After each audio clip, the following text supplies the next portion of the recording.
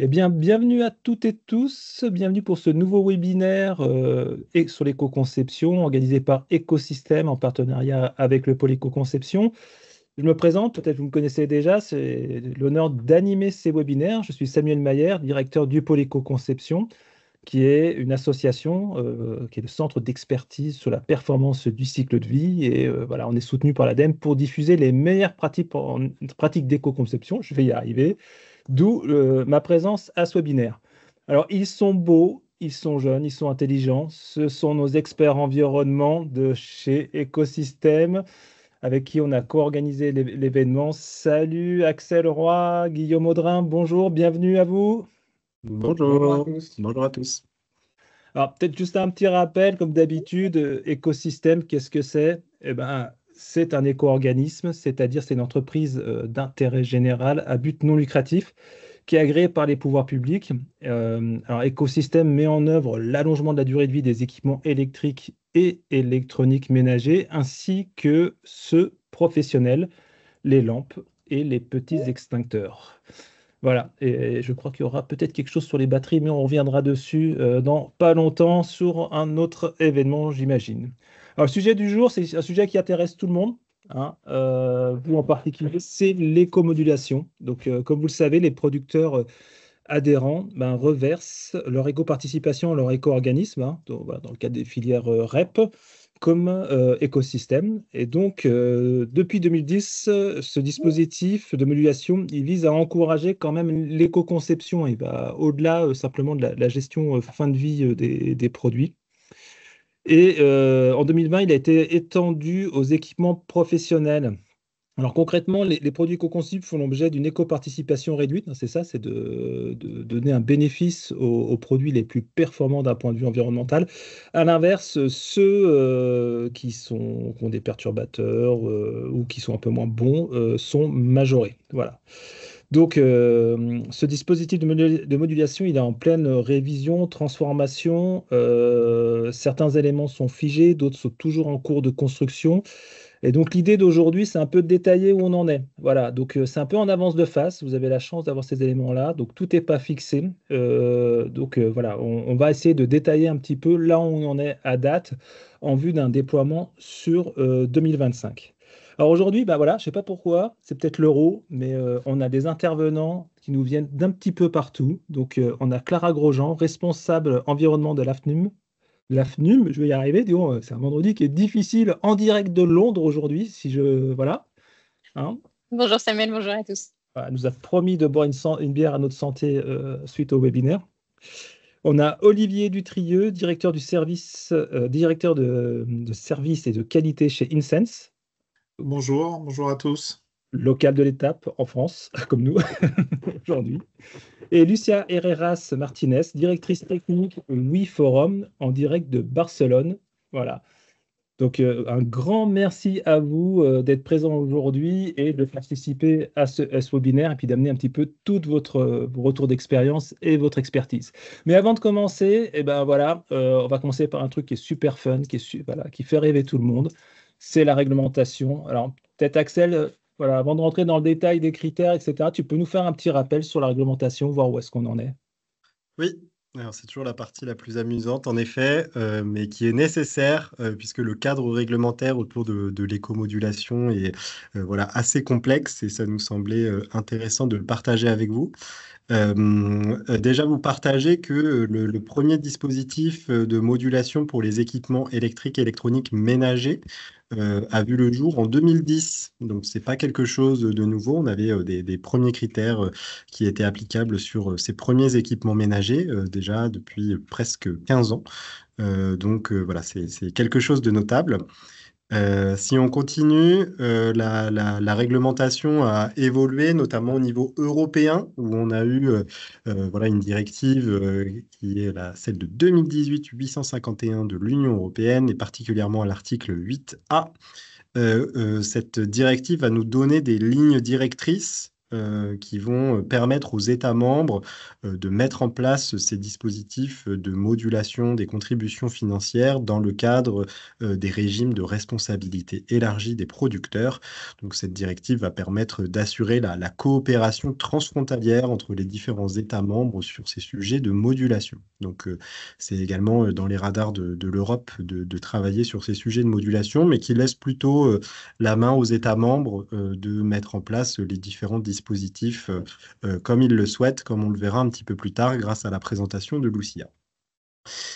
Un autre point dans cette frise chronologique qui est important, c'est que en 2020, on a eu l'adaptation du dispositif ménager qui a été adapté cette fois-ci aux équipements professionnels. Donc, ils n'ont pas les mêmes contraintes d'un point de vue conception, qui n'ont pas voilà, les mêmes critères exactement que ceux des équipements électriques et électroniques ménagers. Mais un premier dispositif de modulation également qui s'applique aux équipements professionnels dès 2020. 2020 qui est une date importante puisque c'est également celle des premiers décrets et des premiers textes relatifs à la loi AGEC, anti-gaspillage pour une économie circulaire.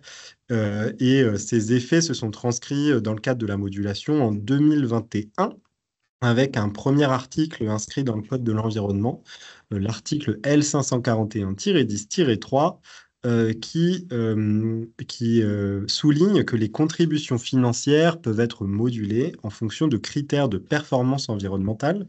Et ce qui est intéressant, c'est que cet article donne des exemples, notamment de critères de performance environnementale qui peuvent être abordés dans le cadre du dispositif de modulation.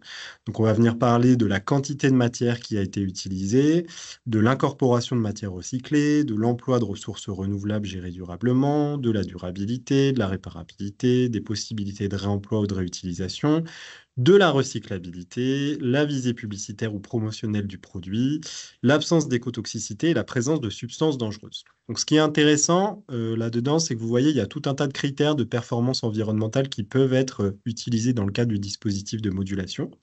Ce texte est relativement large, c'est-à-dire qu'il n'est pas applicable uniquement aux équipements électriques et électroniques, mais il s'applique à tout un tas toutes les filières REP en France. Et donc, certains de ces critères vont être pertinents pour la filière des équipements électriques et électroniques, d'autres un petit peu moins. Et c'est un petit peu tout le travail de concertation et d'explication des critères qu'on vous fera un petit peu plus tard qui permettra de l'illustrer. Si on continue en 2021 avec cet article, ce même article L541-10-3, il y a eu une différence notable et notamment sur le montant de la prime ou de la pénalité qui peut être associée à cette écomodulation, puisque la loi AGEC introduit le fait que ce montant de prime ou de pénalité peut être égal jusqu'à 20% du prix de vente hors taxe du produit. Donc ça, c'est une différence qui est voilà, très notable par rapport aux précédents éléments réglementaires, parce que les montants associés à la modulation auparavant étaient plus minimes. Voilà, ce texte introduit le fait que la modulation peut vraiment être incitative également d'un point de vue montant, du fait des forts coûts associés potentiellement aux producteurs qui peuvent bénéficier ou pâtir de ce système de modulation. En 2021 toujours, on a un autre article, l'article R541-99, qui légitimise ou responsabilise les éco-organismes pour déterminer ces critères de performance. Auparavant, on a dit que la modulation pouvait se baser sur des critères de performance environnementale, mais cet article dit que c'est aux éco-organismes de déterminer ces critères de performance environnementale. Donc ça tombe bien pour ce qui nous intéresse aujourd'hui dans le cadre de ce webinaire porté par Écosystème.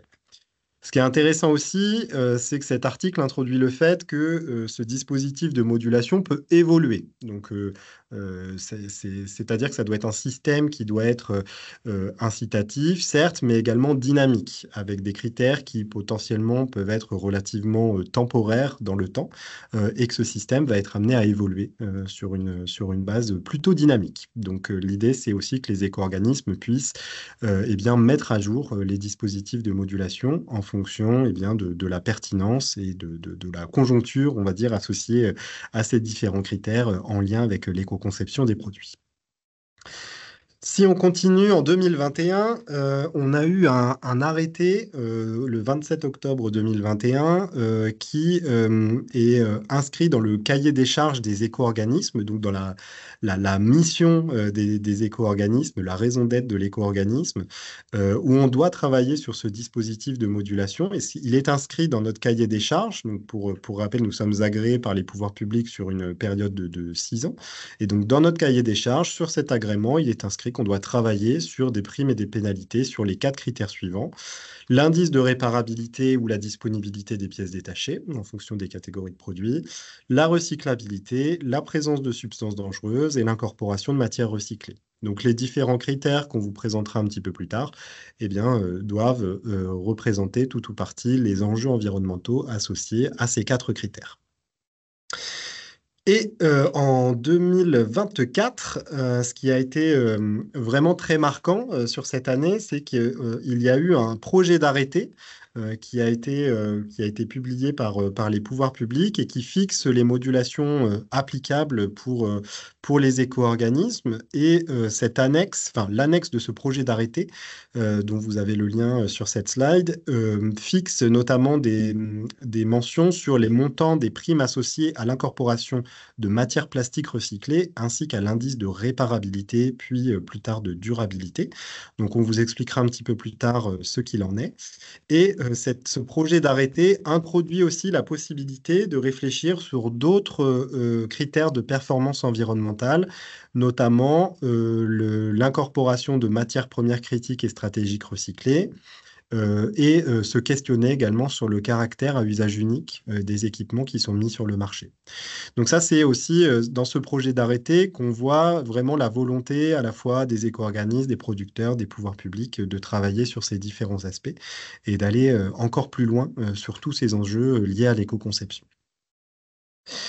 Une fois qu'on a fait ce petit panorama réglementaire, on voulait également insister sur un dernier point relatif aux audits et aux sanctions, puisque voilà, c'est pas forcément le but de ce webinaire, mais juste de vous repréciser que il y a des audits qui sont également réalisés sur la partie modulation. Donc, vous savez peut-être que les producteurs d'écosystèmes peuvent être audités quant à leurs éco-participations et les déclarations qu'ils font aux différents éco-organismes. Eh bien, ça peut être également le cas sur la partie modulation. Il va y avoir un cabinet d'audit tiers qui va être mandaté pour réaliser cet audit sur des producteurs qui peuvent être soit choisis de manière aléatoire ou soit de manière sélective, et que cet audit se fait sur au moins 20% de l'ensemble des déclarations modulées. Donc ça, c'est aussi quelque chose qui est important. Ça représente un bon échantillonnage, on va dire, des éco-modulations qui sont déclarées à écosystème. Et cet audit, il a pour objectif de s'assurer l'existence de preuves, de s'assurer bien de la conformité, de la véracité des documents et de leur cohérence, et puis de s'assurer également que la temporalité est bonne et qu'il n'y a pas de décalage d'une année à l'autre sur les éco-modulations qui sont déclarées. D'un point de vue sanction, il peut y avoir des sanctions qui peuvent être appliquées en cas d'écart constaté lors de ces audits. La première conséquence en cas d'écart va être la production d'un rapport qui va avoir pour but de corriger, entre guillemets, la déclaration qui pourrait être erronée en apportant des preuves supplémentaires sur les éléments manquants, et puis en corrigeant la déclaration qui serait invalidée, et puis potentiellement, en cas de pénalité ou qui serait pas assez perçue, un acquittement des éco-contributions qui pourraient être dues. Et on pourrait aller en termes de sanctions jusqu'à la suspension provisoire de l'identifiant unique du producteur et puis un signalement auprès des autorités, notamment de la DGPR. Voilà. Pour la partie pas très fun. Voilà. Donc ça rigole pas, il y a quand même des enjeux. Voilà. En tout cas, merci d'avoir pu faire ce panorama de manière aussi concise, ça m'a semblé très clair. Juste, je vous fais un petit rappel, j'aurais dû peut-être le faire en introduction. Le webinaire sera enregistré, on vous le mettra à disposition, ainsi que les diaporamas. Et s'il vous plaît, pour les questions, vous avez vu, il y a un endroit où c'est marqué conversation, c'est le chat. Là, vous pouvez échanger entre vous, etc. Mais si vous avez des questions auxquelles vous souhaitez qu'on réponde, mettez-les bien dans questions et réponses, parce qu'autrement, nous, on est un peu perdus. Et c'est vraiment important qu'on puisse les regrouper pour qu'on puisse traiter le maximum de questions pendant ou après le webinaire. En tout cas, merci beaucoup. J'aimerais qu'on continue avec Clara Grosjean, responsable environnement à la FNUM. Alors, l'AFNUM, c'est quoi? C'est l'Alliance française des industries du numérique, qui est une fédération qui regroupe les producteurs du secteur, hein, si je ne me trompe pas, tu me corrigeras. Peut-être on peut commencer par ça. Clara, est-ce que tu peux nous présenter brièvement l'AFNUM et nous dire un petit peu les coulisses, nous dire un petit peu comment ça se passe, comment s'est développé toutes ces petites choses-là qui nous tombent dessus. Entendu. Merci beaucoup, Samuel. J'espère que vous m'entendez bien. Donc, la FUM, c'est pas une fédération, c'est un syndicat. C'est une toute petite nuance. Donc, on est une association et on réunit effectivement des fabricants de terminaux numériques. C'est un peu notre spécificité par rapport aux autres associations professionnelles. C'est qu'on représente vraiment le hardware, le côté fabricant de terminaux et d'équipements. Donc, au dernier décompte, on avait donc 58 entreprises membres dans différents secteurs qui sont tous des EEE, donc audio vidéo, terminaux mobiles, d'autres produits d'informatique grand public, des supports de stockage, donc les petits disques durs que vous avez chez vous qui prennent un peu partout. Et puis après, des équipements beaucoup plus professionnels, on va avoir le réseau, les équipements pour le cloud et data center. Des équipements d'antenne pour la réception radio, télé, et enfin des équipements d'impression et d'affranchissement, donc plus sur des marchés aussi B2B. Notre rôle, il est multiple. On est sur beaucoup de sujets. On représente évidemment ces fabricants auprès des pouvoirs publics. On est une interface, mais on est aussi une interface avec des organes comme les éco-organismes et donc écosystèmes fort partenariat. On a beaucoup de relations. Et pour vous donner un peu une idée des thématiques sur lesquelles on intervient, donc conception des produits, hein, ce qui nous intéresse beaucoup aujourd'hui, de l'éco-conception, de l'efficacité énergétique, et puis toute la fin de vie des produits, fin de vie qui maintenant est un peu élargie aussi à la réparabilité, à la recyclabilité, au réemploi, etc. Information des consommateurs et des utilisateurs au sens large, ça c'est très important. La loi AGEC a beaucoup changé la donne aussi avec l'introduction des fiches sur les caractéristiques environnementales. On est très vigilant aussi à tout ce qui se passe autour des allégations environnementales, des publicités. Et puis on a suivi les indices de réparabilité, de durabilité. Ça aura comme Axel l'a mentionné, mais voilà, c'est quelque chose qui maintenant est vraiment ancré dans le paysage et dont même la modulation se saisit. Les sujets de transition numérique écologique, la décarbonation, la rencontre de ces deux transitions, l'IT for Green, le Green IT, des sujets RSE, plus européens cette fois-ci avec peut-être le devoir de vigilance, le reporting extra-financier, etc. Et puis un petit aspect quand même commande publique durable puisque l'État et les collectivités territoriales se fournissent aussi en matériel et doivent montrer l'exemple aussi en achetant des produits qui intègrent de la matière recyclée, des produits issus du réemploi. Donc voilà, tout ça, ça forme un peu nos domaines d'intervention. Et si je fais un peu entonnoir et si on se rétrécit plus sur le sujet de la modulation et des enjeux que nous, on a, si on passe à la slide suivante,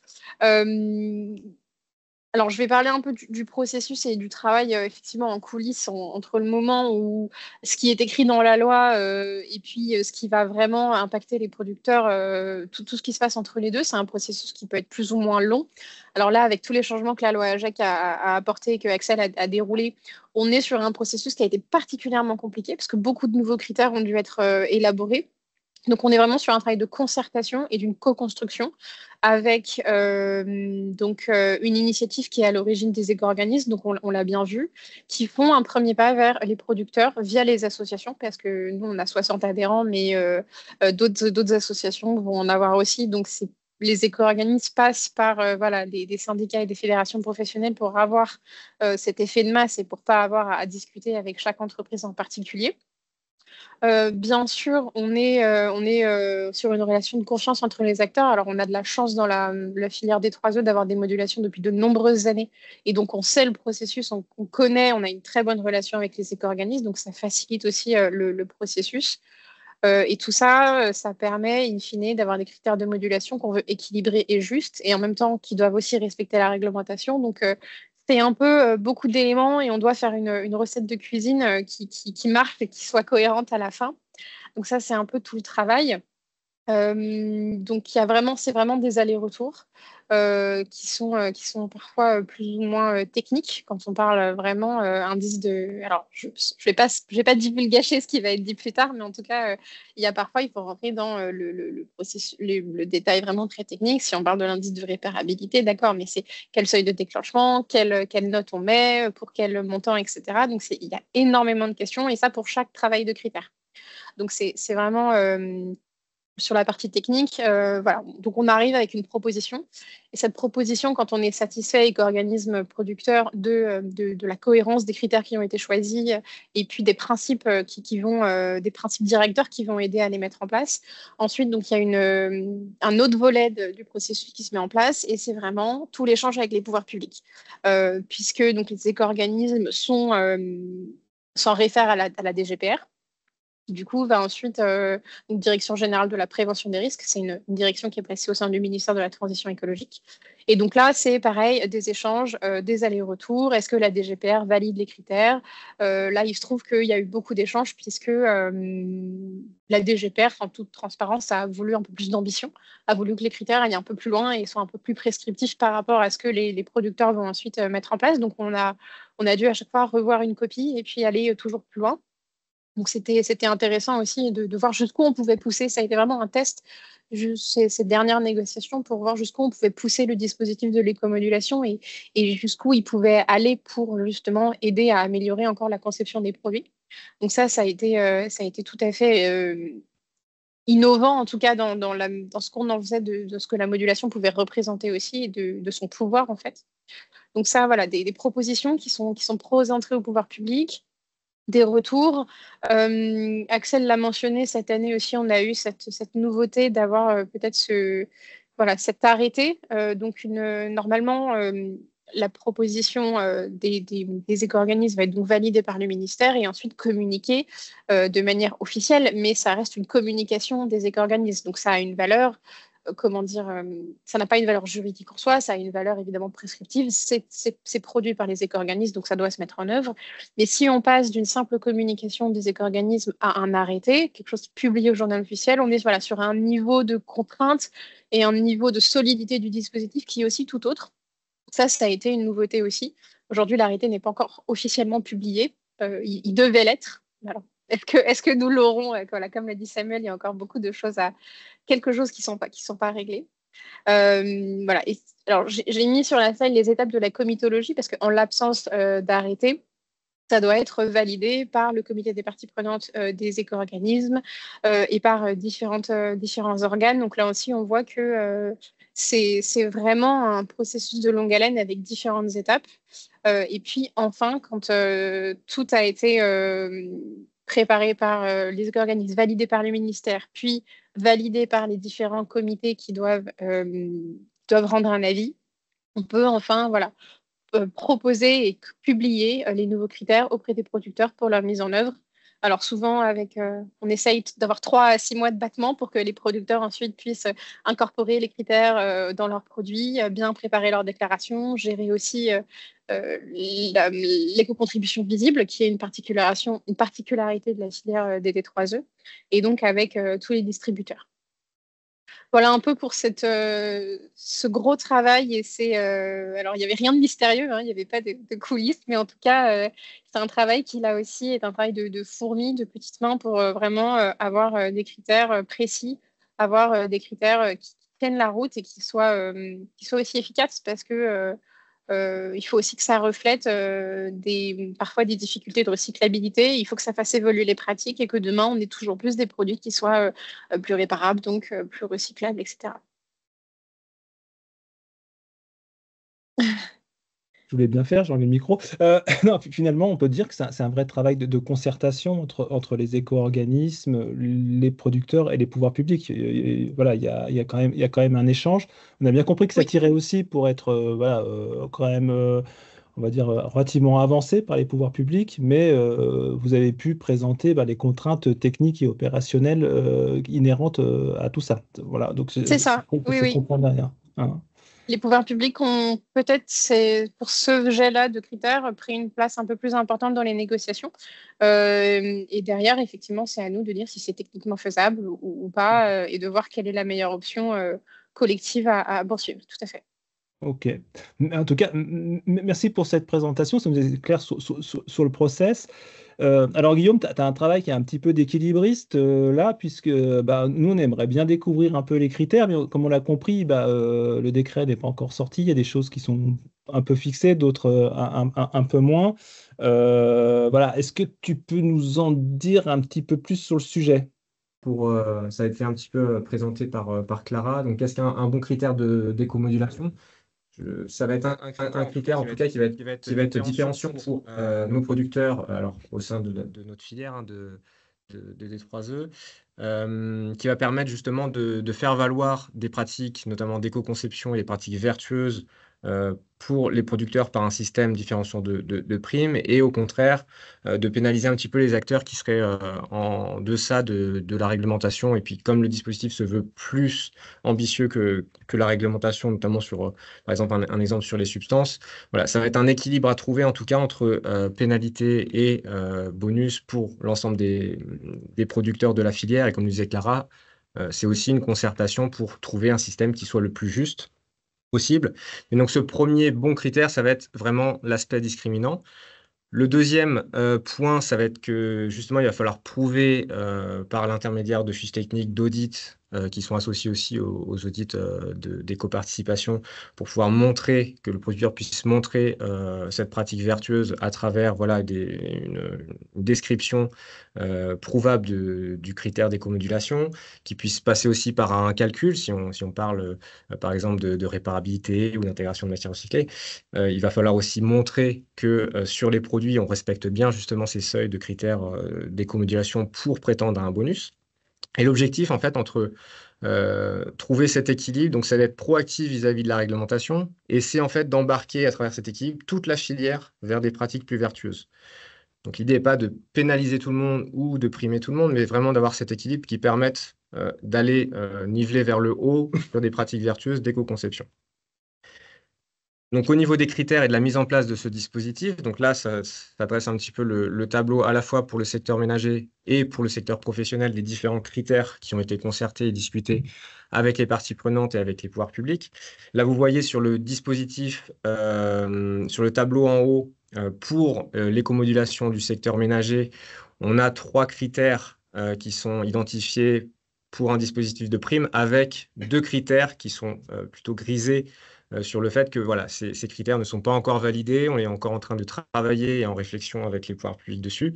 Donc, ils ne sont pas actés, et j'y reviendrai vraiment très succinctement, mais on va parler plutôt des critères qui sont déjà actés, donc qui sont vraiment identifiés en noir et en gras sur les tableaux, pour la partie ménager, pour la partie professionnelle. Donc, on aura le premier critère qui fera l'objet de est-ce que la batterie sera séparable ou non. Et là, vous voyez que dans le tableau pour le ménager, on va avoir un dispositif plutôt prime et pénalité en fonction du descriptif de ce critère. Et puis après, on aura des pénalités sur le dispositif ménager, donc sur la présence de gaz HFC. J'y reviendrai pour décrire un petit peu ce que ça veut dire.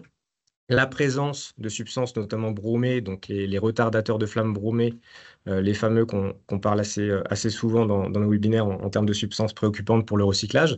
Donc là, ça va faire l'objet notamment de pénalités par rapport au seuil de présence de ces RFB dans les plastiques.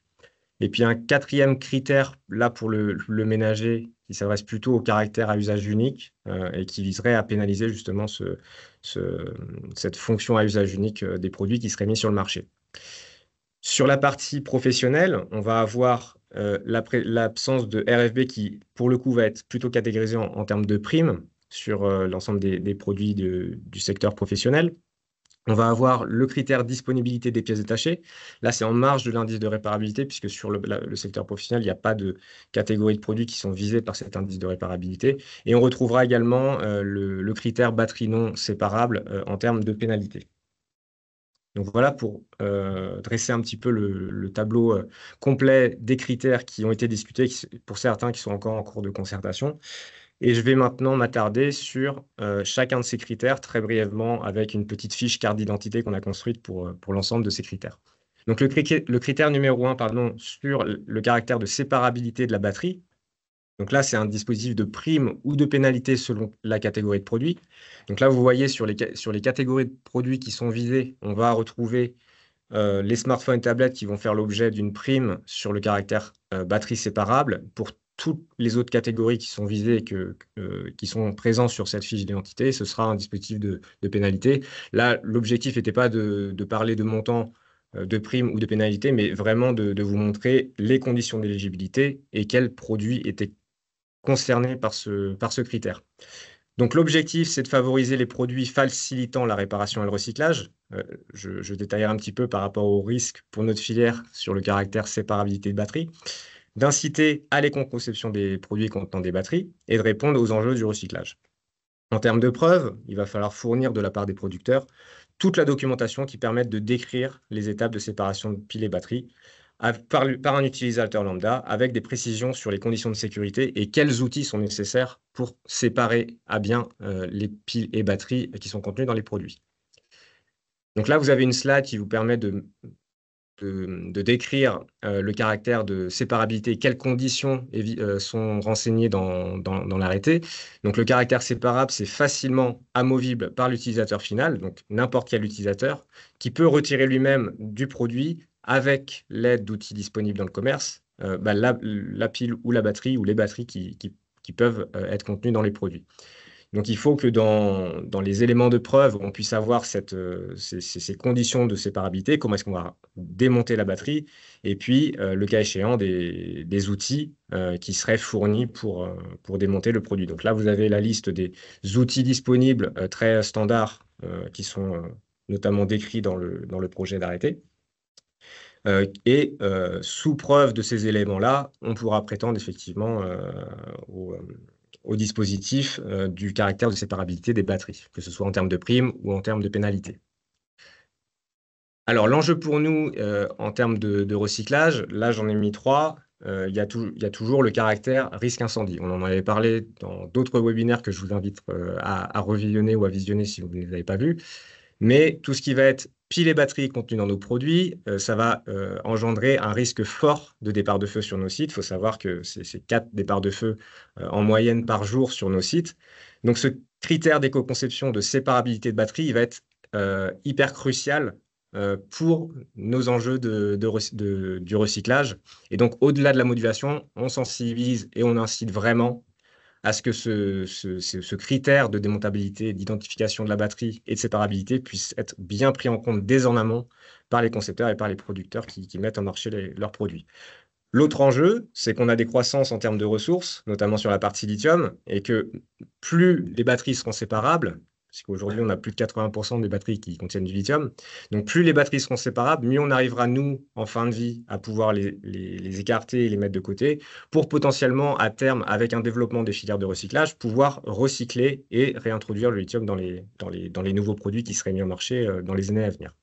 Et donc, associé à ça, il y a ce nouveau cadre réglementaire qui arrive, notamment sur le règlement batterie, qui nous incite aussi, nous, à monter en compétence sur ces sujets-là, de batterie, de connaissance des batteries, comment est-ce qu'on peut mieux prendre en compte le sujet batterie en fin de vie sur nos sites. Donc, il y a vraiment ce cadre réglementaire qui va nous pousser et inciter, et nous, en tout cas de notre côté, à inciter et à sensibiliser les producteurs pour que des pratiques d'éco-conception en termes de marquage, de liaison à éviter et d'identification au mieux de la batterie pour qu'on puisse correctement les séparer et à terme les recycler. Donc, dans les points forts de ce critère-là, il va falloir coupler les enjeux de recyclabilité et de réparabilité, puisque ça s'adresse notamment aux enjeux d'allongement de la durée de vie, mais aussi sur nos enjeux à nous de recyclage.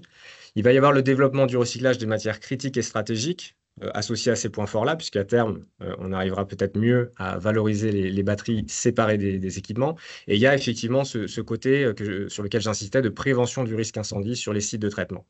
Donc, en point d'amélioration, il faut qu'on travaille de plus en plus à trouver ces recommandations d'éco-conception sur les produits qui contiennent des batteries. Et par rapport au cadre réglementaire, je rappellerai pour certains ou je présenterai pour d'autres, le fait qu'on a ce rapprochement avec la filière piles et batteries et avec l'éco-organisme Corépil, justement pour travailler ensemble sur ces sujets-là, à la fois aux enjeux de risque incendie et puis aux enjeux de recyclage des piles et batteries. Donc, ça fera partie de ces points d'amélioration et sur lesquels il faudra qu'on travaille et qu'on monte en compétence de notre côté sur la connaissance de ces produits qui contiennent des piles et des batteries. Ça, c'est pour le premier critère. Le deuxième critère, c'est l'utilisation de gaz HFC. Donc, des gaz HFC, gaz frigorigènes ou réfrigérants qui se retrouvent dans des produits qui contiennent des circuits d'échange thermique. Là, sur ce critère-ci, c'est un système de pénalité qui serait mis en place pour ces produits qui utilisent des gaz polluants, puisqu'ils ont un fort pouvoir de réchauffement climatique. Ils sont aussi régis par une réglementation. Et là, les catégories de produits qui seraient concernées sont lave-linge, hublot et top, et lave-vaisselle. Donc, on a une famille de gaz HFC qui a été identifiée et listée dans l'arrêté et dans le critère de modulation, qui sont listés ici. Et donc, l'objectif, c'est de favoriser et d'aller plus loin que la réglementation pour justement réduire l'utilisation de ces gaz HFC. Donc, en termes de preuves, de la même manière, il faudra fournir avec une mention ou avec la fiche technique de l'équipement, précisant quel type de gaz est employé et, le cas échéant, s'il y a absence d'un gaz qui est listé par le dispositif de modulation, on ne sera pas soumis à un critère à une pénalité lors de la mise en marché au-delà de l'éco-participation. Donc, je le disais, le cadre réglementaire, il permet justement d'inciter les producteurs à réduire cette part de gaz polluants, notamment dans le cadre par rapport au contexte de réchauffement climatique. Et nous, à travers ce dispositif, le but, c'est d'accompagner cette réglementation pour décroître l'utilisation de ces gaz. Donc, il y a des alternatives aujourd'hui qui se mettent en place sur d'autres types de gaz. On pourra citer des gaz HFO ou des gaz plutôt hydrocarbures qui ont un potentiel de réchauffement climatique beaucoup plus faible que les gaz HFC. Mais ce critère, en tout cas, se veut accompagnateur finalement de la réglementation pour, à terme, en 2030, sortir des HFC, puisque c'est ce qui est prévu par la réglementation F-Gaz, puisque à terme en 2030, on devrait sortir de l'utilisation de gaz HFC, et ça va se matérialiser par différentes périodes avec des seuils chaque année qui vont devoir réduire ces seuils d'utilisation de gaz HFC. Donc, en termes de points forts, je le disais, c'est accélérer la réduction de ces gaz à fort potentiel de réchauffement climatique, et puis de créer une différenciation sur l'éco-modulation par rapport à des gaz polluants et des gaz moins polluants. Donc, on pourrait aller beaucoup plus loin dans les points d'amélioration, notamment qu'on a noté, de différencier les pénalités par rapport au potentiel de réchauffement global du gaz utilisé. Là, aujourd'hui, le principe, c'est d'avoir le même système de pénalité pour n'importe quel gaz qui est listé dans le dispositif. Maintenant, les gaz listés n'ont pas tous le même potentiel de réchauffement global, donc il pourrait y avoir comme axe d'amélioration en réflexion de refixer finalement des pénalités différenciées en fonction du type de gaz. C'est en tout cas une proposition d'axe d'amélioration que nous avons émis. Et une réflexion ensuite sur l'élargissement de ce critère pour l'ensemble des produits qui contiendraient des gaz frigorigènes et pas seulement les lave-linges top hublot et les lave-vaisselle. Pour imaginer sèche-linge, lavant et autres équipements, puisque notamment dans tous les équipements de froid, que ce soit sur le ménager ou sur le professionnel, clim, frigo, vitrine commerciale, on va avoir besoin de gaz réfrigérants et aujourd'hui ne font pas partie de ce cadre et ce dispositif d'éco-modulation. Je passe au critère suivant, donc l'absence ou présence de RFB. J'ai bien conjoint les deux secteurs ménagers et professionnels. Donc là, c'est un système de primes qui est fixé sur toutes les catégories de produits professionnels qui ne contiennent pas de RFB. En revanche, sur le secteur ménager, c'est plutôt un système de pénalité pour 5 catégories de produits retenus du secteur ménager qui contiendraient des RFB avec un seuil supérieur à 25 grammes. Pour des plastiques supérieurs à 25 grammes. Donc, on va avoir les seuils qui vont être définis en termes de concentration de RFB contenus dans les plastiques. Et donc, les produits visés par ce critère sont les télévisions, PC portables, consoles de jeux, aspirateurs filaires et tondeuses à gazon. Là, l'objectif, c'est de réduire la part de substances polluantes et perturbatrices du recyclage qui sont contenues dans les plastiques. Aujourd'hui, il faut savoir que tout ce qui va être plastique qui contienne de RFB, au niveau de la filière de recyclage, ça va être mis de côté en termes de séparation des résines plastiques et on va ne pas pouvoir valoriser ces résines-là puisqu'on va traiter des substances dangereuses réglementées qui seront éliminées et pour lesquelles finalement le recyclage et la valorisation matière ne pourra être effective. Donc en termes de preuves, il va falloir soit passer par des labels reconnus qui spécifient l'absence de retardateurs de flammes bromées et d'avoir des attestations des fabricants, que ce soit en français ou en anglais, sur l'absence ou la présence de retardateurs de flammes bromées. Après, en termes de tests, pour justement apporter plus de preuves, il y a des rapports de thèse, des fiches matières et des attestations de fournisseurs de matières qui permettent aussi de juger de la présence ou non de RFB dans les plastiques. Petit focus là sur nos enjeux à nous pour la filière. Aujourd'hui, il faut savoir que les RFB, on en a un petit peu partout puisque les plastiques doivent répondre à des contraintes de tenue au feu.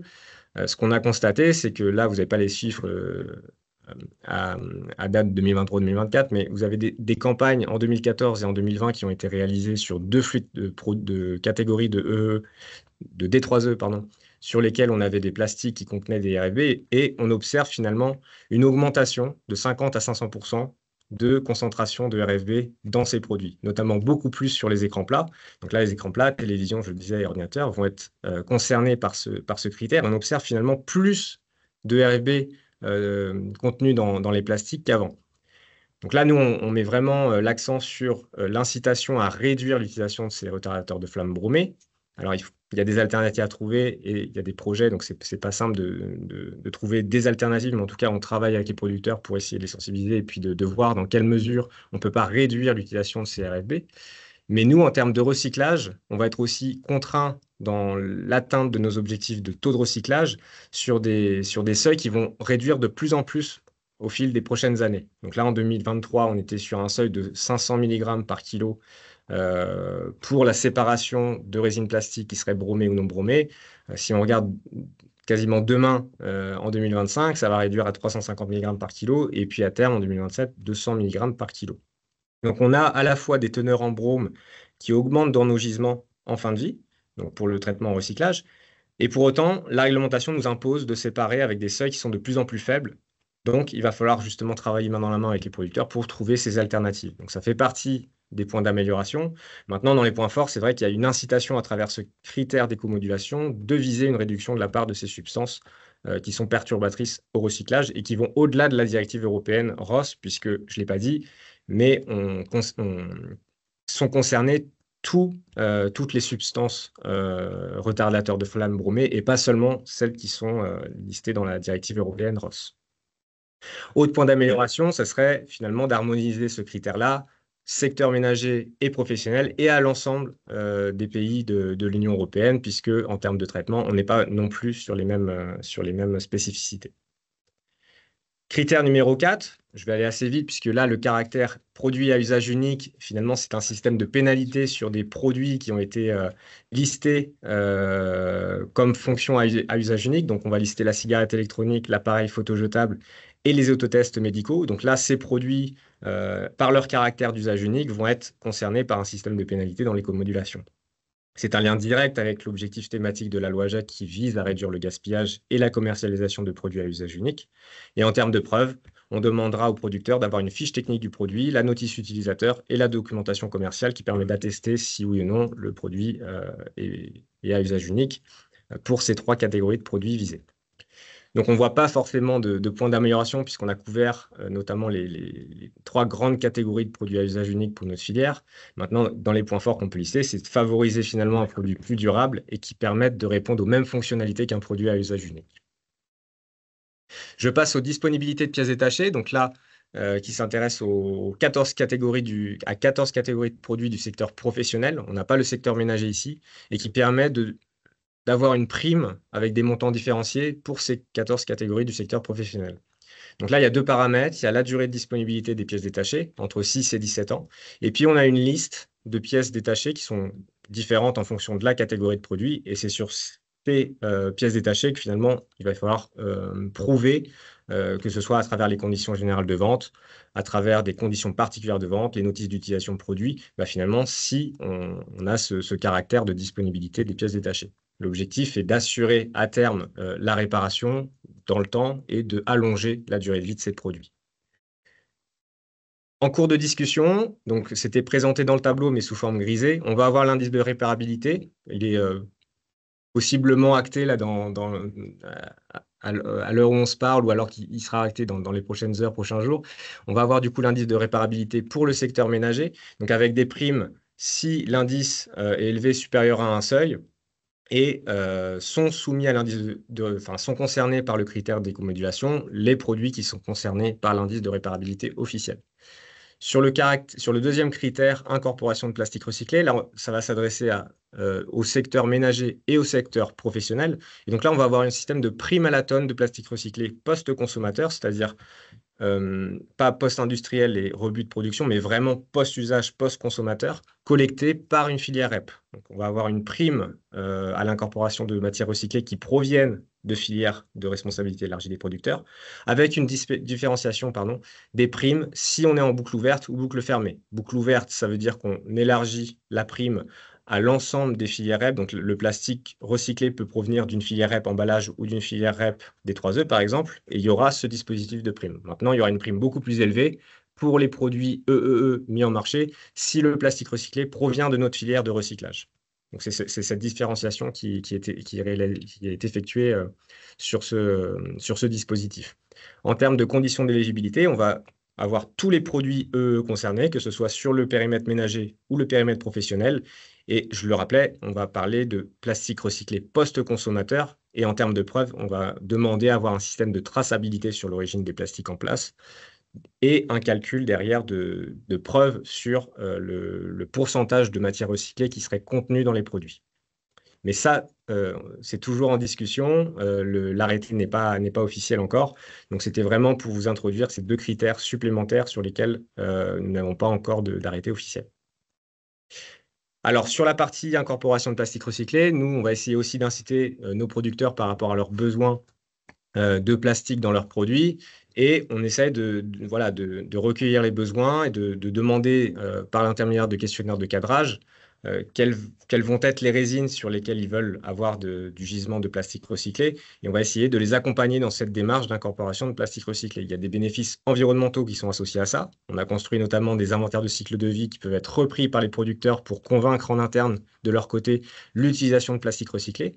Nous, notre rôle, ça va être vraiment de jouer le rôle de facilitateur et de relais avec les régénérateurs de plastique et de mettre en relation finalement ces régénérateurs avec nos producteurs. Donc, on va vraiment faire le relais et l'idée est de collaborer sur l'ensemble des chaînes de valeur et de créer cette boucle de circularité entre l'aval et puis l'amont.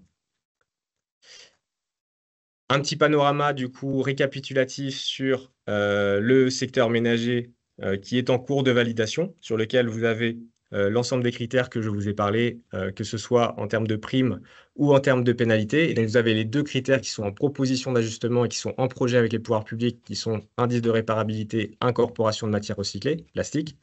Et donc, les critères sur lesquels j'ai décrit un peu plus longuement sur les critères qui ont été proposés par les éco-organismes et sur lesquels aujourd'hui, ça a été acté avec les pouvoirs publics. Voilà pour ce petit panorama descriptif de tous les critères d'éco-modulation. Chapeau. J'avais pris les paris avec Axel, je dis, il tiendra jamais les temps. C'est pas possible.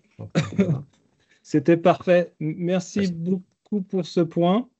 C'était très clair. Il y a pas mal de questions qui sont arrivées, donc n'hésitez pas à continuer à poser vos questions sur la partie questions et réponses.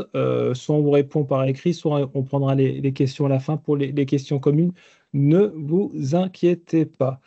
Alors, on a pas mal parlé de la France, etc. Là, l'idée, ce serait d'avoir peut-être une ouverture. Donc, pour continuer, on aimerait avoir un petit peu le retour du WeForum, donc, dont on a déjà pas mal parlé dans nos webinaires.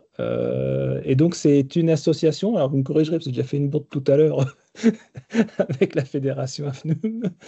C'est une association qui regroupe 51 éco-organismes des biens d'équipement électrique et électronique, majoritairement en Europe, mais également dans le monde entier. Et voilà, très heureux d'accueillir Lucia Herreras, donc Technical Manager au sein du WeForum et en direct avec nous depuis Barcelone. Salut Lucia. Donc, bonjour, merci. Donc, oui, je crois que c'est déjà présenté. Lucia Herreras, la directrice générale du WeForum depuis 2013. J'ai devenu la directrice adjointe il y a quelques années. Donc, pour ceux qui ne connaissent pas le WeForum, voilà. Donc, pour ceux qui ne connaissent pas le WeForum, Il s'agit d'une association des organisations de responsabilité élargie des producteurs, tout comme écosystème. En fait, il est un de nos associés. Donc, la plupart de nos associés se trouvent en Europe, mais on peut trouver un peu par tous les 5 continents des associés du WiForum. Donc, on travaille dans le secteur de D3C depuis 2002, c'est le moment où la directive européenne de D3C a été publiée. Donc, ce que on fait dans le WiForum, c'est de... Désolée, est-ce que... Ah, d'accord, merci. On essaie de donner un espace à nos associés pour échanger des bonnes pratiques d'apprentissage visant à améliorer leur activité quotidienne. On est aussi des partenaires sur des projets externes qui toujours agissent sur le D3C, comme les projets LIFE, Horizon Europe, Horizon 2020. Mais aussi, on s'engage dans des projets internes pour donner réponse aux besoins de nos associés. Donc, on peut mener des études de flux de D3C ou même développer des outils informatiques pour qu'on puisse les utiliser dans les activités comme un éco-organisme. Donc, on contribue aussi au dialogue mondial sur les questions qui sont relatives au D3C. Donc, notre aspiration, c'est de devenir un centre de compétences de D3C grâce à toute la formation et l'expertise qu'ont nos associés. Donc, au sujet de cette séance, nous avons demandé à nos associés s'il y avait des mécanismes de comodulation dans leur pays. Vous pouvez voir dans la carte là les réponses qu'on a reçues. Donc, on a pu identifier 3 pays où il y a des mécanismes de comodulation déjà en place. Donc, à part la France, on trouve la Suède, où depuis janvier 2024, il y a déjà une législation qui établit des critères sur la présence des substances dangereuses, en particulier des substances qui se trouvent sur la liste de la réglementation REACH. Les Italiens nous ont expliqué que depuis 2016, il y a eu un décret ministériel qui définit déjà des critères de comodulation pour faciliter le recyclage, mais aussi la préparation à la réutilisation de D3C. Donc, les producteurs qui peuvent prouver que ces produits sont conformes à ces critères peuvent demander une réduction de leur responsabilité de collecte de D3C jusqu'à 20% en poids. Mais les Italiens nous ont expliqué aussi que c'est le procès pour vérifier que les produits sont conformes aux critères est si compliqué que jusqu'à aujourd'hui, il n'y a aucun producteur qui a demandé une réduction de la responsabilité des collectivités à cause de l'écomodulation. Nous avons appris aussi qu'il y a d'autres pays où il y a des réglementations qui vont dans l'avenir, très proche dans l'avenir, être implémentées. Donc, les Portugais ont publié déjà une législation cette année qui établit des critères de réparabilité, recyclabilité et même de l'utilisation des matériaux recyclés sur les produits. Et ça va commencer pour être implémenté en janvier 2026. Aussi, il y a d'autres pays où l'écomodulation est en train d'être discutée. Les Anglais, par exemple, nous ont expliqué qu'ils ont mené une étude pour évaluer le potentiel de l'écomodulation sur les D3C en Angleterre. Ils ont aussi expliqué qu'il y a un procès de révision de la législation sur les D3C en Angleterre et que l'écomodulation est un des sujets qui se trouvent dans ces procès de consultation et de révision. Donc, ça serait peut-être un peu le résumé de ce qu'on peut trouver en Europe. Après, on a demandé à la Commission européenne Et s'il y avait un projet d'harmonisation à l'échelle européenne, et ils nous ont répondu avec quelques exemples de réglementations qui déjà contient des critères de comodulation et qui font référence à l'écomodulation.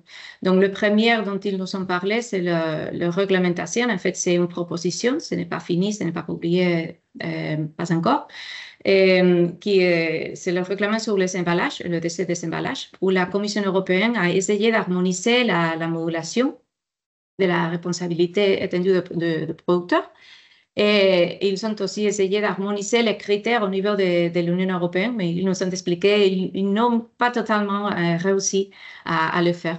Donc, par exemple, il y a en fait une harmonisation de la modulation en matière de recyclabilité, mais en même temps, les États membres peuvent utiliser d'autres critères pour la moduler. Et c'est presque pareil avec le contenu recyclé. Donc, les États membres ont le pouvoir de moduler et de créer des critères de comodulation en fonction du pourcentage de contenu recyclé utilisé dans l'emballage, mais il n'y a pas une harmonisation à l'échelle européenne. Le cas des batteries est un peu différent. Donc, c'est une réglementation qui est déjà finie et publiée et est en place. Et dans ces cas-là, les contributions financières des producteurs doivent être modulées au minimum par le type de batterie et par la chimie de la batterie. Il y a une liste de critères qu'il faudrait tenir en compte, comme la capacité de recharge de la batterie, le contenu recyclé, l'empreinte de carbone, ou si les batteries ont été désignées pour faire l'objet d'une préparation en vue du remploi. Et finalement, ils ont aussi donné l'exemple de aussi une proposition de règlement sur la conception et la gestion des véhicules. Donc, cette proposition contient déjà une liste de critères pour la modulation de la responsabilité élargie du producteur, comme le poids du véhicule, le type de transmission. C'est une bonne liste de critères, la recyclabilité ou la réutilisation.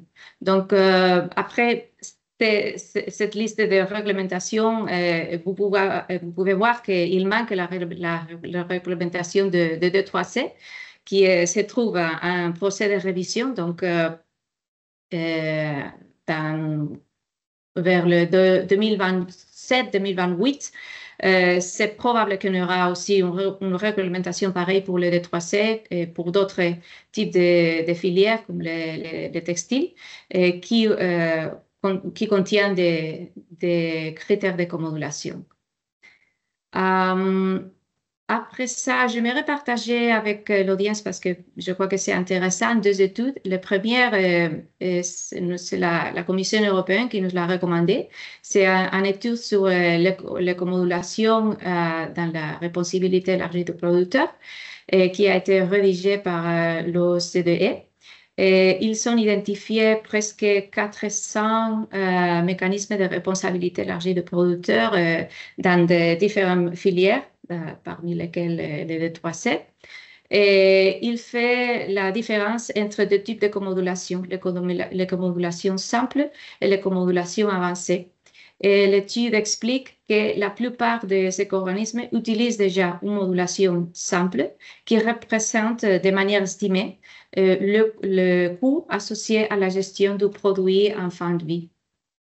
Donc, l'étude est assez profonde et fait aussi une analyse des aspects positifs et négatifs de deux types de comodulation.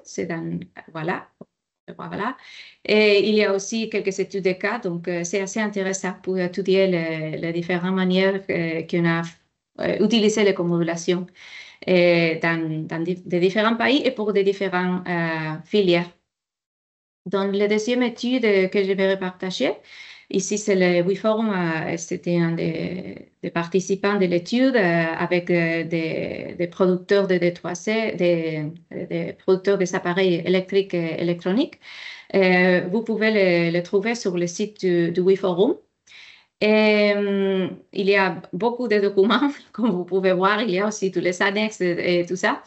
Mais bon, comme un résumé de conclusions, il y a beaucoup de conclusions, beaucoup d'analyses économiques, environnementales mais comme un résumé des conclusions de l'étude, c'est que d'abord, on ne devrait pas sous-estimer le rôle des consommateurs. On peut fabriquer des produits qui sont très durables, qui sont fantastiques, mais si finalement le consommateur ne fait le choix de les acheter parce qu'il préfère acheter d'autres produits qui sont plus au marché ou qui ont d'autres caractéristiques qu'il préfère, alors l'impact environnemental de ces produits est minimal. On considère aussi les aspects financiers de l'écomodulation. Donc, par exemple, quels sont les avantages dans la réduction des coûts de traitement si on travaille avec des produits qui sont plus durables, ça. Donc, une des conclusions de l'étude, c'est que si l'on considère le potentiel de réduction des coûts, la modulation correspondante ne va pas suffire à influencer les choix des consommateurs. L'étude aussi réfléchit sur l'implantation et l'harmonisation à l'échelle européenne. Et l'étude considère que l'harmonisation, la portée limitée et la simplicité sont essentielles à la mise en œuvre de l'écomodulation. Et finalement, l'étude aussi considère d'autres dispositifs qu'on peut trouver sur le plan législatif au niveau européen, comme la Sustainable Product Initiative, qui contient la directive de CODESA ou le Digital Product Passport, et l'étude considère qu'étant une mesure plus holistique, la Sustainable Product Initiative est peut-être un meilleur moyen de discuter et d'inclure certains des principes ou d'objectifs de l'écomodulation. Donc, ça pourrait être peut-être plus utile que l'accumulation. Et bon, finalement, j'aimerais vous inviter à participer à la dernière édition de le Jour international de D3C, qui aura lieu le 14 octobre. Donc, si vous êtes intéressé, vous voulez vous renseigner et même vous enregistrer, n'hésitez pas à comprober le site du WeForum. Merci beaucoup. Merci beaucoup pour cet état des lieux. Enfin, moi, j'ai trouvé ça formidable parce que c'est vrai que on a toujours tendance à réfléchir la filière REP au niveau français. Je me suis permis de mettre les liens de différentes choses vers les webinaires, vers les documents de Lucia et pour l'invitation dans le chat. Donc, n'hésitez pas si vous voulez aller plus loin pour télécharger tous ces éléments-là. Donc, je fais juste une petite passe rapide, telle une passe de rugby furtive à notre ami Axel sur les autres filières en France, peut-être, juste pour qu'on ait une vision aussi élargie ailleurs que dans les biens d'équipement électrique et électronique. Oui, c'est ça. Merci beaucoup, Lucia, pour ce panorama en Europe, notamment sur la filière des D3E. On voulait juste vous mentionner ici que la modulation concerne aussi d'autres filières à responsabilité élargie des producteurs aussi en France.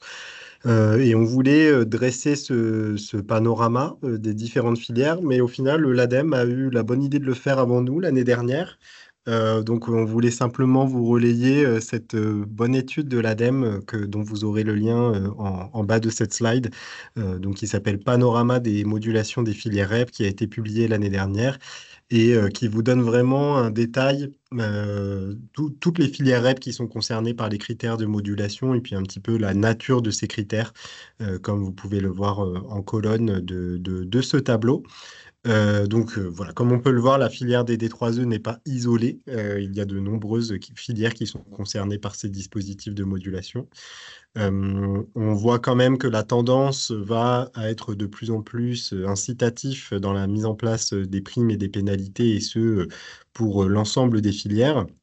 Et On a vraiment une volonté forte de la part des pouvoirs publics qui croient vraiment en ce dispositif de modulation pour être un levier d'éco-conception et également une volonté des pouvoirs publics à terme, lorsque ce sera le bon moment, de le pousser également au niveau européen. Donc voilà, je voulais pas forcément en dire beaucoup plus, mais si vous voulez voir comment ça se passe dans les autres filières, n'hésitez pas à consulter cette brillante étude. Voilà. Merci pour tous ces éléments. Alors, bon, on a vu beaucoup de choses réglementaires. On a vu un petit peu comment les critères commençaient à s'organiser. Maintenant, ce que je vous propose, c'est de passer un peu à la pratique et au concret. Donc, on a vraiment un grand plaisir à recevoir aujourd'hui Olivier Dutrieux, donc, je l'ai présenté très brièvement tout à l'heure, directeur service et qualité au sein de l'entreprise iSense. Bonjour Olivier. Bonjour, plaisir partagé. Bienvenue. Eh ben ouais, alors on va peut-être commencer par présenter l'entreprise et votre rôle au sein de l'organisation. Oui, iSense, c'est l'un des fabricants mondiaux d'électronique grand public et d'appareils électroménagers. Pour vous donner, nous sommes donc de droit chinois. Nous sommes deuxième fabricant mondial de téléviseurs désormais. Premier fabricant de téléviseurs 100 pouces, donc d'extrêmement grande taille, et troisième fabricant de réfrigérateurs dans le monde. Nous sommes une entreprise globale. On est présent maintenant dans 160 pays dans le monde. On a plus de 100 000 employés répartis dans le monde entier. Et notre ADN, c'est vraiment un ADN de fabricant. On est nos usines et nous sommes vraiment une entreprise qui fabrique nos produits. C'est pour ça qu'une part importante de nos produits sont déjà fabriqués en Europe. On a déjà 3 centres de production en Europe pour nos produits et 4 centres de R&D qui sont répartis sur tout le continent. Au sein de iSense, on est une marque quand même relativement récente. Pour vous donner un ordre d'idée, iSense France, ça a été créé il y a à peine 10 ans et iSense, le groupe, a 30 ans d'existence. Donc on est quand même relativement récent et on travaille notre notoriété. Et donc c'est pour ça qu'on a décidé de faire du sponsoring sportif et justement de sponsoriser un événement qui va commencer aujourd'hui, qui est l'Euro 2024. Où on est sponsor officiel et vous nous verrez sur tous les matchs au niveau des scores. Vous verrez iSense maintenant et vous direz que vous connaissez iSense. Nous sommes également sponsor de l'équipe de foot du Paris Saint-Germain. On connaît Olivier Dutrieux de iSense, encore plus. Tout le monde, ouais, beaucoup me connaissent d'autres vies. Au sein de iSense, pour vous résumer, iSense France est une filiale de distribution. Donc notre rôle, c'est metteur sur le marché. Et mon rôle en particulier, c'est de faire l'interface entre les usines et nos interlocuteurs internationaux. Donc que ce soit le consommateur, les distributeurs ou même les administrations pour que tous nos produits soient conformes à la réglementation européenne et française. Justement, je rebondis un peu là-dessus parce que l'éco-modulation, ce n'est pas forcément une obligation, ça peut être un bénéfice, etc. Mais quels sont les produits aujourd'hui sur lesquels vous éco-modulez et dans le dispositif qui est actuel, on ne parle pas du prochain avenir, bien entendu, même peut-être que vous avez déjà avancé sur ces questions-là, et sur quels critères, sur quoi vous avez travaillé? Alors, pour vous parler de l'éco-modulation, je vais vous parler des téléviseurs. Puisque en fin de compte, les critères du dispositif actuel sont quand même un peu plus fournis que sur d'autres produits qui sont juste des mises à disposition de pièces détachées. Donc à la fois, nous avons une mise à disposition des pièces détachées pour l'utilisation de l'équipement pendant 14 ans, donc plus ce que l'éco-modulation et la réglementation imposent, puisque en fin de compte, on va en parler juste après, mais notre objectif est aussi d'avoir des bons scores dans l'indice de réparabilité. Et donc, ça a été une des clés d'amélioration de la conception, a été l'éco-modulation et les indices de réparabilité, durabilité. Et c'est pour ça que aussi on a travaillé à mettre une documentation technique auprès des réparateurs. Donc, avec une modification de nos sites web pour que, en fin de compte, les réparateurs professionnels avec le code APE correspondant aux entreprises de réparation puissent avoir un accès spécifique à nos documentations techniques, même s'ils ne sont pas agréés par Hisense pour réparer. Donc, c'est-à-dire que tous les réparateurs hors garantie ont la possibilité, du moment où ils sont réparateurs en tant que statut, peuvent accéder à nos pièces détachées. Ça, c'est le premier point. Le deuxième point, ça a été de travailler la disponibilité des pièces détachées, à la fois sur les délais, comme je vous l'ai dit, avec un délai de 14 ans, mais également avec des pièces détachées qui n'étaient pas référencées. C'est-à-dire que pour obtenir les communications sur la télévision, on a travaillé pour fournir les télécommandes, les connecteurs, c'est-à-dire toute la connectique, câbles d'antenne, USB, DVD, HDMI qui sont soudés sur la carte mère pour Hisense sont commandables séparément pour éviter de changer la carte mère en entier. Pareil pour les condensateurs d'alimentation sont référençables séparément auprès d'Hisense et également toutes les piles accumulateurs. Donc clairement, on a travaillé sur la disponibilité des pièces détachées pour obtenir cette éco-modulation. Mais on a été plus loin également, puisqu'en fin de compte, il y a une problématique de la télévision qui est la dalle, et qui est une pièce quand même qui est relativement chère à acheter et à changer. Donc, on a travaillé pour diversifier la fourniture de ces dalles et maintenant d'essayer de fournir les sous-ensembles de cette dalle. C'est-à-dire soit la matrice complète, soit tout ce qui est barre LED pour l'éclairage de la dalle ou la gestion électronique de la dalle. Donc, vraiment pouvoir ne pas fournir un sous-ensemble complet, mais essayer de descendre au niveau de la réparabilité avec des sous-ensembles un peu plus fins, comme des composants stratégiques sur la réparabilité. Donc tout ça, comme je vous l'ai dit, le but, c'est vraiment de répondre actuellement à l'éco-modulation actuelle, mais pas seulement. Notre objectif pour nous, c'est de préparer la future éco-modulation, comme ça a été expliqué juste avant. Et donc, malgré l'incertitude, on va dire, juridique, parce qu'on ne sait pas encore exactement quels sont les critères, c'est comment s'y préparer. Dans le cadre de l'indice de réparabilité et de l'indice de durabilité. Le but, c'est de voir comment on peut faire du travail au niveau de la R&D pour simplifier nos étapes, pour rendre nos pièces détachées plus disponibles. Et tout ça demande quand même un gros travail, un travail de coordination, parce qu'en fin de compte, rien que pour vous donner un exemple sur l'indice de réparabilité, on doit coordonner notre R&D, on doit coordonner les pièces détachées au niveau européen, on doit coordonner les services qui mettent à disposition les documents. Donc, en fin de compte, c'est différents services, différents pays, différentes fonctions qui doivent arriver au même endroit. Et donc, ça, c'est vraiment la difficulté que nous, on a eue. Et c'est pour ça qu'on a aussi construit un site qui rassemble toutes ces informations pour construire ces indices, l'indice de réparabilité et durabilité. Le fichier Excel fourni par les pouvoirs publics est une bonne base, mais en tant qu'industriel n'est pas suffisant. Et donc, on a développé notre propre outil qui nous permet, en fin de compte, d'avoir un seul endroit où tout le monde puisse communiquer son petit bout d'indice, que ce soit la R&D ou les pièces détachées, afin de pouvoir avoir un score et après, dans un second temps, de l'optimiser via l'éco-conception. Justement, c'est un peu ma question.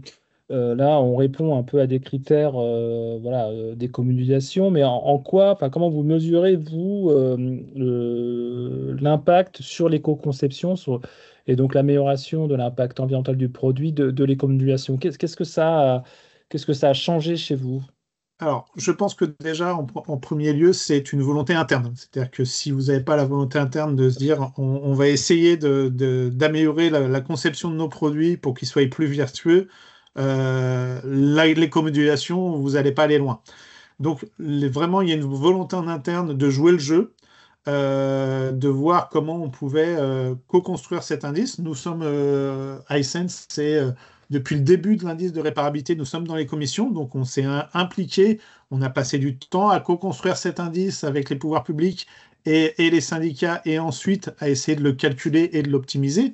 Donc vraiment, le premier point, c'est une volonté interne, et le deuxième point, c'est les partenaires que ce soit nos acheteurs, nos équipes de distribution, nos partenaires acheteurs. Le but, c'est de leur proposer un produit avec des indices de réparabilité le plus élevé possible, parce que c'est vraiment un enjeu concurrentiel maintenant. C'est-à-dire que vous pouvez proposer 2 produits avec exactement les mêmes spécifications, avec des scores différents, le prix ne sera pas forcément le critère différenciant. Sur les mêmes spécifications, le client est prêt à mettre un peu plus pour avoir un produit qui est plus réparable, plus durable. Et donc, d'où l'intérêt de travailler sur l'éco-modulation. Donc, c'est vraiment un facteur d'accélération pour nous, cette modulation, parce que ça nous permet de commencer à travailler sur l'indice de durabilité, parce que vraiment, l'éco-modulation de l'indice de durabilité va être très impactant financièrement. Tout à l'heure, on a rappelé que ça peut aller jusqu'à 20% du prix hors taxe, ce qui ne sera pas le cas en France, mais le prix sera quand même un critère décisif.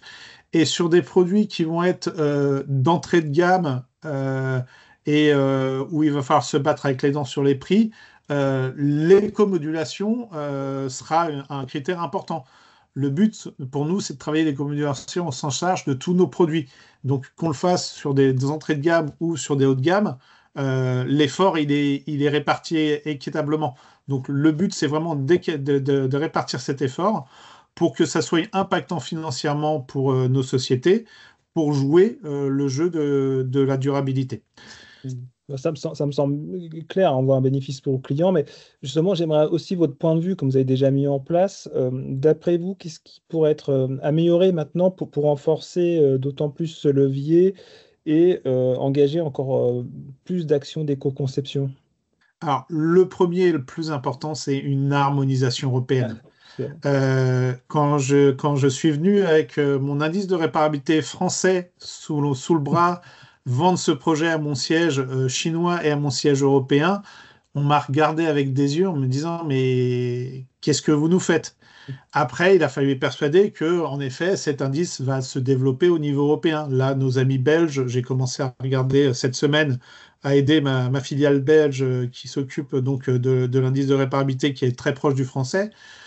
Je vous avoue qu'il va il va pas avoir des pantoufles, mais ça va être quand même extrêmement facile pour lui de développer cet indice parce qu'on aura fait tout le job. Donc le but, c'est vraiment du temps des hommes investis depuis plusieurs années sur ce sujet, qui puissent vraiment être maintenant avoir des économies d'échelle au niveau européen et que les bonnes pratiques qu'on a mis en place sur la France puissent être maintenant harmonisées sur l'échelle européenne entière. Ça, c'est vraiment un point important pour nous. Il y a un deuxième point aussi qui est important, c'est d'éviter les écueils de gens qui ne connaissent pas nos produits ou qui ne connaissent pas les techniques. Et donc, c'est pour ça qu'on a passé beaucoup de temps aussi en commission à co-construire cet indice, parce que pour eux, tous les produits, c'est un smartphone. Et donc, on essaye de leur expliquer, non, un téléviseur, ce n'est pas un smartphone. Une machine à laver, ce n'est pas un smartphone. Je ne vous parle même pas des tondeuses. Hein. Mais typiquement, il y a certains critères où on nous demande de séparer l'OS du firmware concernant les actions qu'on prend sur l'éco-conception. Et on leur explique, mais non, l'OS et le firmware, c'est la même chose pour nous. On n'est pas un ordinateur, on n'est pas une tablette. Et donc, c'est vrai qu'il y a des spécificités de produits où il faut, sans aller à un niveau de détail extrême, mais il faut être pertinent. On ne peut pas se dire, on fait pour le smartphone et on duplique sur tous les autres produits, parce que en effet, ça ne fonctionne pas. J'allais dire, avec même la meilleure volonté du monde, c'est pas les mêmes produits, c'est pas même les contraintes technologiques et il faut pouvoir s'adapter. Dernier point qui sont importants pour nous, c'est l'effort humain et financier qu'on a fait pour s'adapter à ce dispositif. On est sur de l'éco-modulation. Donc, comme on l'a indiqué tout à l'heure, nos amis distributeurs ont l'obligation de l'afficher sur la facture d'achat. Le fait de changer cette éco-modulation et d'intégrer un indice de réparabilité va nous imposer pour nous de changer d'une éco-modulation qui était à famille de produits, tous les téléviseurs, au modèle. Et là, clairement, nos informaticiens, en ce moment, ils sont en PLS pour ce point-là, parce qu'en fin de compte, que ça soit les fabricants ou les distributeurs, il y a un développement informatique qui va être relativement important et il va aussi également avoir des moyens humains parce qu'il va bien falloir que quelqu'un rentre ces écomodulations pour chaque produit, pour modifier le prix du produit, pour modifier la D3E et l'afficher également pour le grand public. Donc, c'est des choses euh, qui sont au-delà du yaka faucon. C'est bien de pouvoir mettre de la modulation, mais quand les pouvoirs publics nous disent ah ben on va le faire au 1er juillet, il y a eu on va dire quelques remontées de distributeurs qui ont dit non, ça ne sera pas au 1er juillet. Maintenant, c'est au 1er janvier. Ça reste relativement court pour nos industries de pouvoir s'adapter à des délais courts sur l'informatique, essentiellement l'informatique, hein, c'est ce qui nous pose le problème, et les moyens humains pour mettre en place cette écommunication. Même si on veut la mettre en place, on est très volontaire, c'est-à-dire c'est pas bloqué pour bloquer, on est volontaire pour la mettre en place, mais il y a des contraintes extérieures qui sont extrêmement dures à ne pas à bypasser, on va dire. Ouais. Alors, ce qu'on comprend finalement, c'est que c'est à la fois une problématique technique parce qu'il faut répondre et améliorer les produits pour pouvoir y répondre. C'est tous les efforts que vous avez pu faire sur les produits, mais c'est aussi une problématique organisationnelle, voilà, de RP, Tout à fait. etc., pour être en mesure de collecter l'information, faire la preuve de et communiquer les bons éléments en toute transparence pour le client, l'utilisateur final qui va acheter.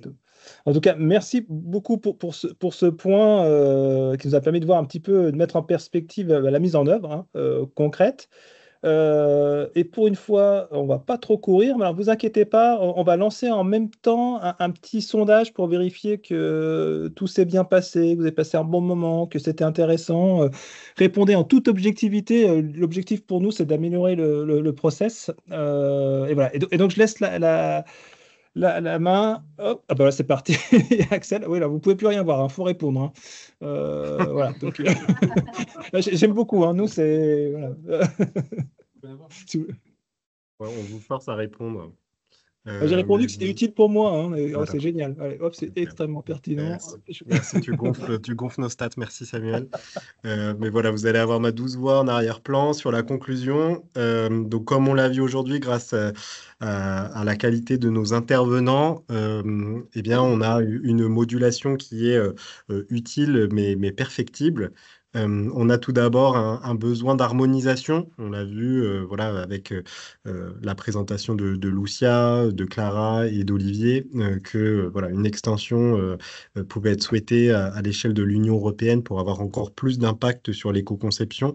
C'est vrai que quand on parle du dispositif de modulation à l'échelle française, voilà, ça aurait encore plus de poids pour les équipes de conception, les bureaux d'études, de R&D, de travailler à l'échelle d'un territoire et que ce soit encore plus impactant d'un point de vue éco-conception de travailler sur ces critères. Donc, ça serait un fort levier en faveur de l'éco-conception. On a également vu que la question du périmètre était aussi très importante, notamment sur la clarté et le nombre limité des critères. Voilà, Guillaume vous a présenté un petit peu le panorama de l'ensemble des critères. C'est pas très simple. Voilà, il y a vraiment des spécificités à chaque filière et même à chaque produit, hein, comme le disait Olivier très, très justement. Voilà, on ne peut pas traiter de la même façon un frigo, un téléviseur et un téléphone. Et donc, voilà, c'est important d'avoir cette notion de périmètre bien en tête.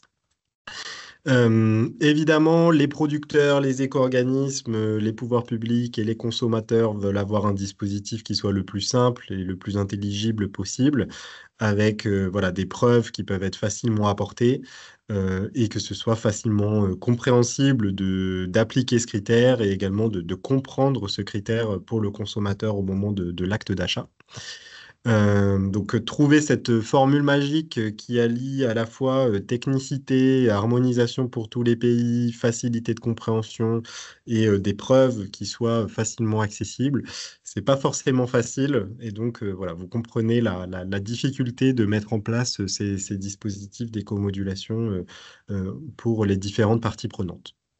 Et donc, en dernier mot, on peut dire que l'éco-modulation est, à notre sens, un bon levier en faveur de l'éco-conception, mais il ne faut pas que ce soit le seul. Et il faut qu'il y ait d'autres dispositifs, qu'ils soient financiers ou pas, qui permettent d'avoir une approche complémentaire vis-à-vis de l'éco-conception des équipements électriques et électroniques sur les secteurs ménagers et professionnels. Peut-être juste avant qu'on passe, c'est des questions auxquelles on n'a pas répondu, on va y répondre. Est-ce que tu as des éléments sur le prochain webinaire de Évidemment. Juliette? Bah, arrêtez.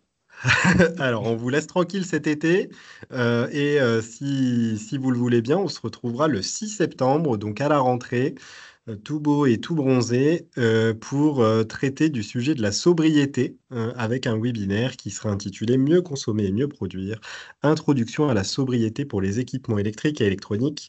Et n'hésitez pas à vous connecter parce que nous n'allons pas beaucoup parler et nous allons nous reposer sur de brillants intervenants qui vous expliqueront bien mieux que nous le sujet de la sobriété et en quoi ça peut s'appliquer à vos activités.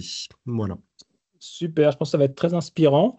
Peut-être quelques questions qu'on pourrait traiter. Il y en avait eu une auquel on n'a pas répondu, je pense. C'est pour les produits équipements électroniques pro, est-ce qu'il y a un seuil ou un critère concernant le nombre d'exemplaires produits pour l'applicabilité? Non, il n'y a pas de seuil. Ouais. Voilà, donc il n'y a pas de seuil d'applicabilité. Ça peut être fait à partir d'un seul produit que vous décidez d'éco-moduler. Très bien. L'autre chose, c'est pour les produits entre guillemets de seconde génération, réemploi, remise à neuf, reconditionné. Est-ce que c'est applicable ou pas? Est-ce qu'il y a une éco-contribution? Comment ça se passe? Alors, l'éco-contribution, enfin l'éco-participation, peu importe qu'elle soit modulée ou pas, elle va porter sur la première mise en marché des produits sur le territoire français. Donc, les produits reconditionnés qui sont issus de l'import, donc qui viennent de hors France, pourront être soumis à modulation, puisque voilà, ils pourraient bénéficier d'une prime ou subir une pénalité qui serait liée à cette modulation. Les reconditionnés qui sont issus de l'import, bah, du coup, sont à déclarer, mais pas les reconditionnés qui ont déjà fait l'objet d'une première mise sur le marché en France. Donc, en fait, tout dépend d'où vient ce produit reconditionné. À noter que on n'aura pas de critères possibles, comme on vous l'a dit, qui est en cours de discussion sur l'indice de réparabilité pour les produits reconditionnés, puisque cet indice de réparabilité s'applique uniquement aux produits neufs et pas aux produits reconditionnés. Ah. Et donc, il n'y aura pas de modulation associée, puisqu'il n'y a pas d'indice de réparabilité sur ces produits. Et ben, justement, tu me parlais d'importation, d'exportation. Ça n'a pas l'air forcément d'être clair. À qui et comment on paye l'éco-participation si j'exporte, on parlait d'Italie, sur lequel il y a une éco-modulation, ou comment un importateur à qui doit s'adresser pour un produit mis sur le marché français? Comment ça se passe? Alors, bah, l'éco-participation, elle est reversée eh bien, aux éco-organismes de chaque pays. Donc, si vous êtes un producteur français et que vous vendez en Italie, eh bien, vous devez payer votre éco-participation au système italien, que je ne maîtrise pas du tout. Et du coup, vous ne pouvez pas, enfin, pour les produits qui sont mis sur le marché en Italie, vous ne pouvez pas bénéficier de l'éco-modulation française, mais plutôt faire appel à l'éco-modulation italienne. Donc en fait, l'éco-participation et donc l'éco-modulation, elle va être propre à chaque pays qui va assurer la mise en marché. Et du coup, vous devez verser votre éco-participation à l'éco-organisme d'adhésion dans chacun de ces différents pays. Donc ce qu'on vous a présenté ici, évidemment, c'est le dispositif français avec un système d'éco-participation qui peut être modulé ou non. Mais voilà, tout ce qu'on vous a présenté aujourd'hui est valable sur le territoire français uniquement. Voilà, sachant que on peut aussi le mentionner, le dispositif d'éco-modulation est conjoint avec nos confrères d'écologiques qui sont également agréés sur certaines catégories d'équipements pour lesquels l'écosystème est également agréé. Donc, c'est un système qui est mutualisé. Disons qu'on a les mêmes critères de primes et de pénalités, peu importe l'éco-organisme auquel vous adhérez. Bon, ce qui nous fait rebondir un peu sur la conclusion de Lucia et d'Olivier, ce serait bien que ça s'harmonise pour simplifier un peu la vie des metteurs en marché, parce que ça va vite être compliqué. Il y avait encore une dernière question qui était un peu précise, hein, mais c'était sur les fluides caloporteurs. Est-ce que vous pensez qu'il est prévu qu'elle s'applique, l'écomodulation, hein, je parle, sur les fluides caloporteurs, est-ce que vous pensez qu'elle s'appliquerait prochainement sur les pompes à chaleur? Alors, je ne sais pas. À ma connaissance, ce n'est absolument pas en discussion. Ça s'applique uniquement à 2 catégories de produits du secteur ménager pour l'instant, comme vous l'a expliqué Guillaume. Après, voilà, le dispositif de modulation reste un dispositif dynamique qui s'adapte également aux mises en marché et à l'évolution de ces marchés. Donc, c'est possible qu'un jour ce soit en application, mais à ma connaissance, ce n'est pas en cours de discussion. Ok. Bon, comme Je ça. vois peut-être une dernière question sur le réemploi. Il semblerait que le réemploi n'est pas inclus dans les critères d'éco-modulation. En fait, le réemploi n'est pas un critère d'éco-conception en tant que tel. Ça serait plus sur la réemployabilité, entre guillemets, qui pourrait faire le sujet de l'éco-modulation. Mais au final, ce sujet de la réemployabilité est adressé via des critères type présence de substances dangereuses pour pas que les matières circulent, de substances dangereuses circulent, ou sur des critères comme l'indice de réparabilité ou la disponibilité des pièces détachées pour le secteur professionnel. Donc le réemploi n'est pas un critère d'éco-modulation en tant que tel, mais par contre, le réemploi bénéficie de son propre fonds, le fonds réemploi, qui a pour but eh bien, d'inciter au réemploi à la fois des équipements ménagers et des équipements professionnels. Donc voilà, le réemploi n'est pas forcément boosté via le dispositif d'éco-modulation, mais il peut être, on va dire, mis en avant via d'autres dispositifs financiers comme le fonds réemploi, dont on vous a déjà un petit peu parlé dans d'autres webinaires et pour lesquels on reviendra vers vous probablement l'année prochaine avec plus d'informations sur ce sujet. Et bien sur ce, je propose déjà de bien remercier nos différents intervenants. Merci à Clara, Lucia et Olivier. Merci de votre participation et d'avoir pu témoigner lors de ce webinaire. Voilà. Merci à vous. Et merci Lucia. Voilà. Et on se propose de se retrouver donc dès septembre pour un prochain webinaire qui sera, vous l'avez compris, plus sur l'inspiration. On sera un peu moins sur la partie réglementaire, mais c'est quand même important qu'on avance sur ces éléments techniques qui vous concernent tous les jours. Un grand merci à Axel et à Guillaume pour qui est à côté de moi. leur intervention technique et précise et dans les temps pour une fois. Je vous dis à bientôt et bel été à tout à chacun. Merci beaucoup. Bonne journée. À très bientôt. Au revoir. Au revoir.